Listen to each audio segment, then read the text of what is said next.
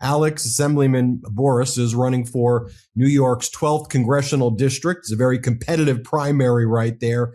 One of the things most kind of prominently that you speak about that a lot of people don't talk about, which I think is one of the most important issues, is some of the threats that are being posed by AI and data centers. You've made that a major part of your platform. After you graduated from Cornell and computer sciences later on at Georgia Tech. Yep.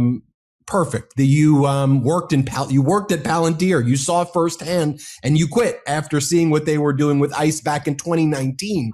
So right now, people are making these connections, Palantir and ICE. But in 2019, you took a principled stand, and now super PACs backed by Palantir and others are coming after you because you're one of the big voices in New York and across the nation now, standing up to AI and the threats of AI. You recognize there's utility, but standing up to the threats as well. So why don't we start there? Because it's an issue that when Senator Bernie Sanders and I always talk about, we do podcasts just on AI. And as he says, it's the biggest issue that people are discussing, but that's not being discussed in the news. So it's like where I want to start the conversation on.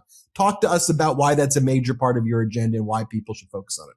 People are seeing AI in every part of their lives. They're seeing their kids use chatbots. They're seeing their jobs get replaced.